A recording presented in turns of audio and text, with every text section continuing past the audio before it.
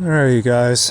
So, on this day, I was doing what's called visualization and imagery meditation. This type of meditation, for me, is quite challenging, and it's going to definitely take me a long time to improve upon this.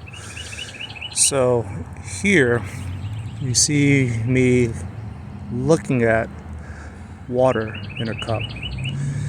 The objective of this exercise is just to look at the element water and try to generate a strong image of what I'm looking at. So the first anywhere from 30 seconds to 5 minutes, I'll look at the item, in this case the element water, and try to create a memory of it. And during this process, I try not to look away, and I really try to just focus on the cup that has the water inside. And I try not to use the effort like a laser focus where it's just like a tremendous amount of energy being used. I would say the analogy that I would use when it comes to me focusing on the cup of water should be like a lens or a microscope or a magnifying glass, right? In the sense that all you're trying to do is just get to the appropriate setting, and then it just feels very natural to sit there, and then you have the correct focus on the object, in this case water, and just look at it. You're not trying to strain and use a lot of energy on the focusing, which allows you to take that energy and really help to meditate and concentrate on the element water. And during this process, obviously I can hear the birds, I can feel the wind, the air, and it reminds me of impermanence in that these things will come in and go out when it comes to my sense of hearing and sense of touching. So I do not avoid them. I do not try to block them out. I just tell myself, accept it and let it pass. So that's part of the exercise as I try to continue my, I guess you could say, relaxed focus on water. And once I believe I'm ready, then I will go through a process of just closing my eyes gently and then try to generate the same image in the mind and make it as clear and as sharp and as crisp as possible in my mind, similar to the object that I was just observing. And this means that I'm not seeing the lights that you normally see when you close your eyes.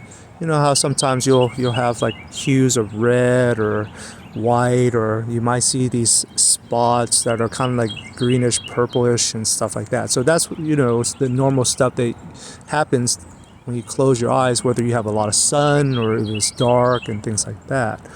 No, I'm actually in a process of just slowly trying to manifest the form of water in the cup in my mind.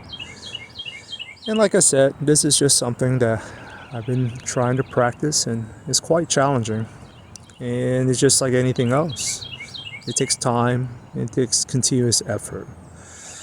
But during this time, it still is pretty amazing that it allows me to not have so many thoughts. Things are calmer, and I'm able to use my senses in a temporary acknowledgement, awareness moments, and let those sounds and sensations pass. And over time, I do start to have that image of water in a cup in my mind, sharpening little by little. And at other times, what happens is that I'll start to lose it, it'll start to fade, which is fine. Then I just open my eyes, and then I'll just again focus on the cup of water in front of me. And again, the cup is just holding the element water, so I can just look at the stillness. Or if I see like light ripples while the wind is in the air is passing through, generating movement.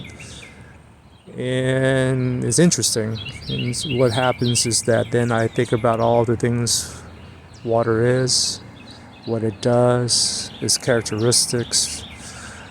Like an interesting thought was, when you put water in the ground, where does it stop?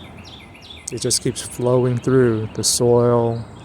It reaches as far as it can, and then it get absorbed into minerals and nutrients and cells, and then it kind of combines with the earth. And it's just a very interesting element. And then the other thing why I like about water is that it definitely gives me a sense of calmness, and that it can be very violent if you think about storms and tsunamis and hurricanes and things like that. But it's funny because the water itself doesn't generate the violence. It's just moving and flowing, and kind of like a river. It's something else that generated that energy that caused the water to act that way. But if you think of water as itself, characteristic wise, it's just very calm, and it molds and adapts and flows, and it's just an interesting element. And I've been trying to do more meditation on it because it's a way of rebalancing the other elements such as fire, air, earth, and metal. So those are your classic elements in the practice of Buddhism that you'll meditate on and have lessons on. So, well, anyways, I'm just narrating a little bit for you guys to give you an understanding of this particular meditation practice. And you just, like anything when it comes to exercising the body, it takes time, repetition, and effort. But it's interesting because the body uses movement to maintain it and to keep it healthy. But when it comes to the mind and all its sensations, its feelings, mental formations, perspectives, emotions, it's quite the opposite that you have to practice and exercise in order to calm it, so that you don't have this massive accumulation of sensations, thoughts, and feelings that are just constantly bombarding you. If you want to have moments of clarity and peace and just calmness. All right, you guys, well, that's about it.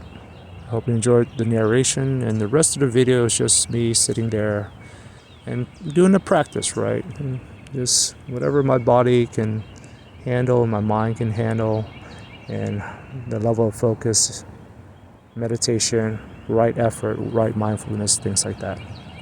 Okay, you guys, well, take care. Until next time.